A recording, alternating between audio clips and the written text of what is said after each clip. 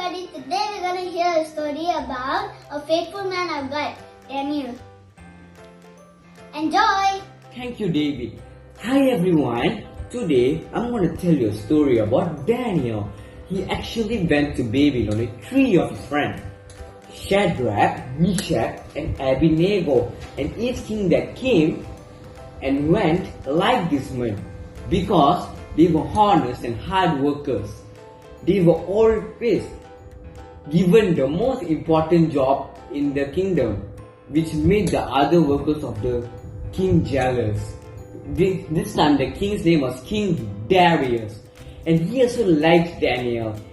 He knew that Daniel was a good worker, so he decided to put Daniel in charge of the whole country.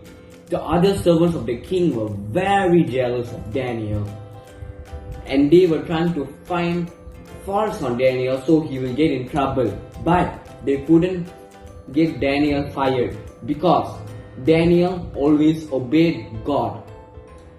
Finally, these men told themselves, we can't find any reason for the king to fire Daniel.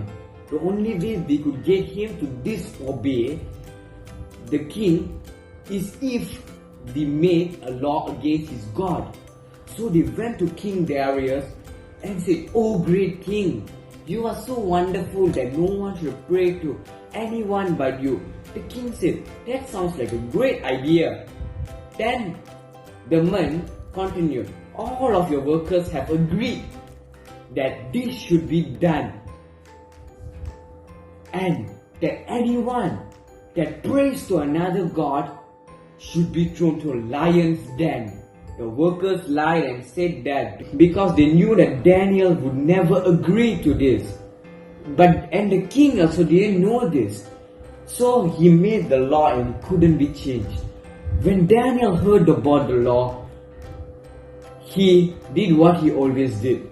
He went home to a room upstairs, opened his window and looked out over the city.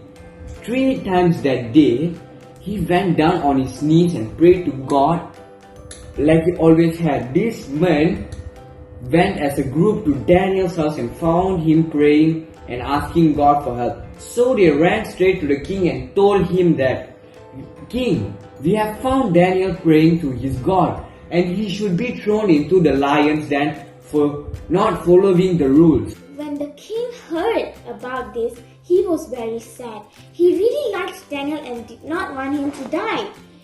He tried everything he could to change the law to stop Daniel from being thrown into the lion's den. But the men came and reminded him that the law could not be changed and Daniel would have to be punished. So at the end of the day, the king gave the order and they brought Daniel and threw him into the lion's den. The king said to Daniel, "I hope the Lord that you serve and pray to will rescue you."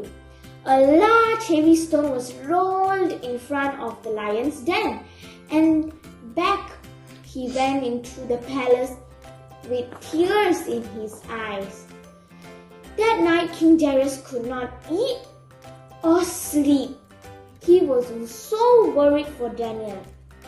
The next day, as soon as the sun came up, the king got up and ran to the lion's den. He got closer and he shouted, "Daniel, has your God who you serve and pray to rescued you from the lions?" The king waited quietly for a response. Then, all of a sudden, Daniel said, "O king, live forever. My God sent an angel and he shut the mouths of the lions. They have not hurt me because I have done nothing wrong." The king jumped in joy and immediately ordered that Daniel be removed from the lion's den. And when Daniel was lifted from the den, there wasn't even a scratch on him because he trusted God. and the king knew that the man had tricked him into punishing Daniel, so he punished them. After that, the king made a new law and he said, Daniel's God is great, and I order that everyone in my kingdom must respect his Lord God who rescued Daniel from the hungry lions. Thank you. So, from this story we learn that we should be faithful to God in any situation because it's the most rewarding thing in the world. Thank you.